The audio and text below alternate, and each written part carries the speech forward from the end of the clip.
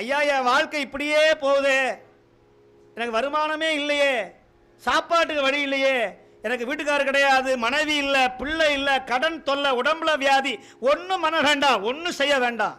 ஒன்னே ஒன்று செய்யுங்க, ஞானசம்பந்தர் தேவாரத்தை எடுத்து உங்கள் தலைமையில் வச்சுக்குங்க. அதை போதும். ஞானசம்பந்தர் பாடிய 3 திருமுறைகளை உங்கள் தலை மீது, உங்கள் நாக்கின் மீது, உங்கள் நெஞ்சின் மீது வைத்துக்கொண்டு ஞானசம்பந்தருடைய திருவுருவ படத்தை உங்கள் வீட்டில் வச்சு தினந்தோறும் வழிபாடு செய்யுங்கள். உங்கள் வாழ்க்கை பிரகாசமாக ஜொலிக்கும். அதுக்கு நானே உதாரணம். அதுக்காக சொல்கிறேன். வேற யாரையும் நான் உதாரணம் சொல்ல விரும்பவில்லை.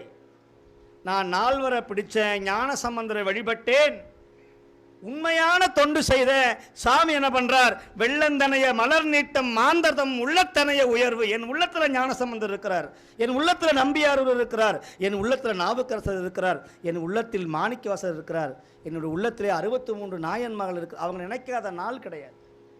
நான் நன்றியை மறக்கிறது இல்லை. சொல்றாரு ஞானசம்பந்தர், நன்றியால் வாழ்வது உள்ளம்னு சொன்னார். நன்றியால் வாழ்வது உடம்புன்னு சொல்லலை, நன்றியால் வாழ்வது மனசுன்னு சொல்லல. நன்றியால் எது வாழணும்? உள்ளம் வாழணும். அப்படி உள்ளம் வாழ்ந்தா என்ன பெறும்? இந்த உலகத்துக்கே நன்மை கிடைக்கும்னு சொன்னார். உலகக்கு ஒரு நன்மையாலே என்று சொன்னார். ஆக திருமுறையை விட்டால் நமக்கு வேற கதி எது? வேற கதி எது?